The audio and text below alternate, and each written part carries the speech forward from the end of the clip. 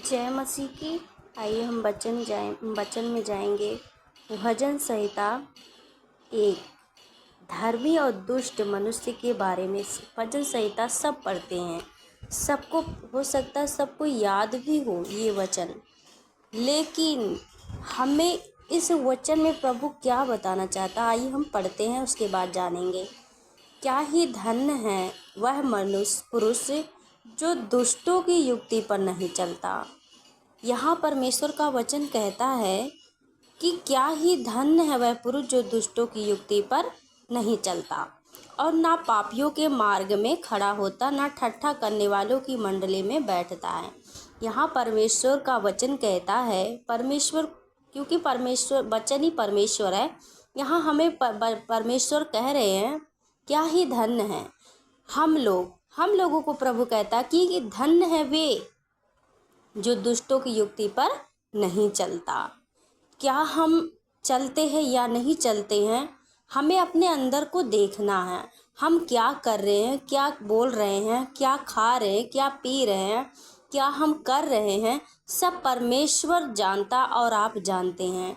हम सब शरीर से भले ही दूर है पर आत्मा एक है परमेश्वर का। हालेलुया। परमेश्वर का वचन कहता क्या ही धन्य वह पुरुष जो दुष्टों की युक्ति पर नहीं चलता और ना पापियों के मार्ग में खड़ा होता, ना ठट्ठा करने वालों की मंडली में बैठता है। यहाँ अगर हम ठट्ठा करने वाले पर, पापियों के मार्ग में हम नहीं जाएंगे, नहीं मार्ग में खड़ा भी नहीं होंगे, तो परमेश्वर का वचन कहता दूसरे में लिखा है, परंतु वह तो यहोवा की व्यवस्था से प्रसन्न रहता है। परंतु परमेश्वर कहता है जो पुरुष दुष्टों की युक्ति पर नहीं चलता, ना पापियों के मार्ग में खड़ा होता, ना ठट्ठा करने वाली मंडली में बैठा है, तब क्या होगा, परंतु वह तो यहोवा की व्यवस्था से प्रसन्न रहता। तो वो व्यक्ति सिर्फ परमेश्वर की व्यवस्था पर प्रसन्न रहता है, जो धर्मी है, जो परमेश्वर के वचन को मानते हैं, जो पाप से दूर रहते हैं। उसे प्रभु कहता है कि वह यहोवा की व्यवस्था से प्रसन्न होगा। उसकी व्यवस्था पर रात दिन ध्यान करता रहता है। हमें क्या करना है, दिन रात परमेश्वर के वचनों को ध्यान करना है। परमेश्वर का वचन क्या कहता, हम कहाँ जा रहे हैं, हमें उसको सोचना। क्या ये प्रभु ईश्वर का वचन कहता है जो हम कर रहे हैं।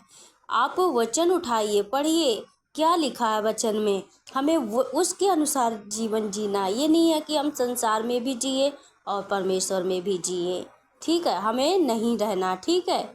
तीसरे में लिखा हुआ है, उस वृक्ष के समान जो बहती नालियों के किनारे लगाया गया और अपनी ऋतु में फलता और जिसके पत्ते कभी मुरझाते नहीं, इसीलिए जो कुछ वह पुरुष करे वह सफल होता है। यहाँ परमेश्वर का वचन कहता है कि वह उस वृक्ष के समान जो बहते नालियों के किनारे लगाया गया। यहाँ प्रभु हम सबको कह रहा है।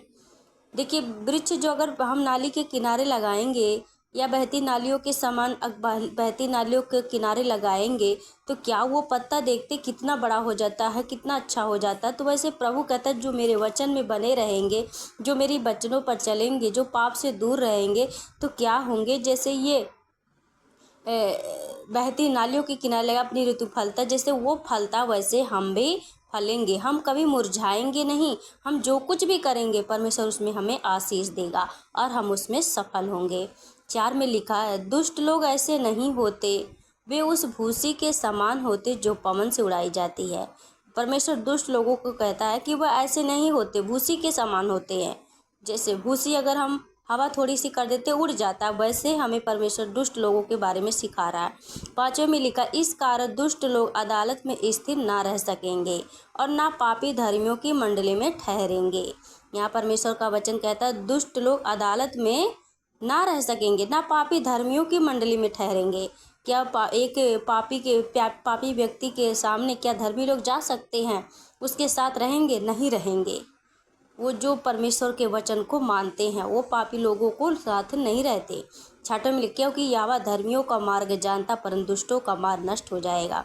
देखिए, जब हम पवित्र रहेंगे, परमेश्वर के वचन के अनुसार जिएंगे, तो क्या होगा, हमें परमेश्वर नष्ट होने से बचा लेगा, हमसे प्रेम करेगा, हमें हर एक परिस्थिति से बचाएगा। लेकिन जो दुष्ट लोग हैं, जो वचन को जानते हैं फिर भी उस पर चलते नहीं है, तो क्या होगा, वो नष्ट हो जाएंगे। वो पश्चाताप भी नहीं करते कि हम परमेश्वर के सामने, वेदी के सामने जाए पश्चाताप करें।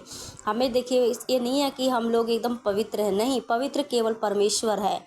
हम लोग दिन भर में पता नहीं हम अनजाने जाने कितने हमसे पाप होता, लेकिन हमें परमेश्वर से माफ़ी मांगते रहना है। हम परमेश्वर के संतान है, वो हम पर दयालु करता, वो हमें दयालु करता परमेश्वर है, वो हम पर दया करता है।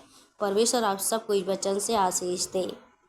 हमारी वीडियो को अगर पसंद आए, पूरी वीडियो को देखना, वचन को समझना, एक दूसरे के साथ शेयर करना और सब्सक्राइब भी करना।